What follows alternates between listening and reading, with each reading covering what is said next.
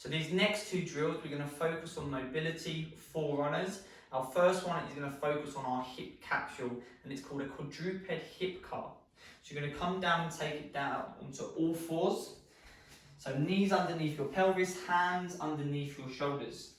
One leg at a time, we're going to raise one leg up to the ceiling, and you're going to create a 90-degree angle. Toes have to stay flexed.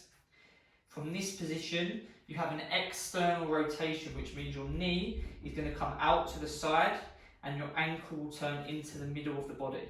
If you watch my knee, it turns out, ankle comes in.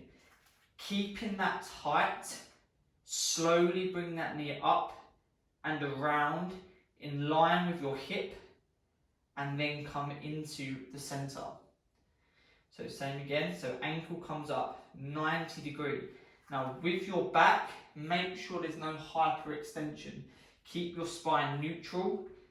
External rotation, knee comes out, ankle turns into the body. Keeping that back flat. Build tension around, drawing a big circle and back in.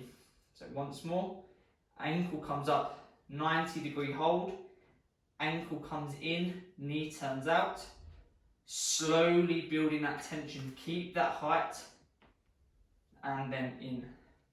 So all that tension is in that joint capsule, and we're trying to create as much space as possible in that hip joint.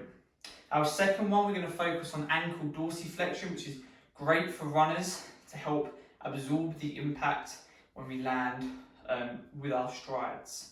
So keep one leg back, one leg forwards, slight gap in between the back knee and the front foot.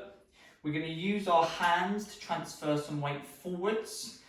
So from here, make sure the knee goes over your toes, pushing that knee forward as far as you can. Now when you do this, make sure that foot stays flat on the floor throughout.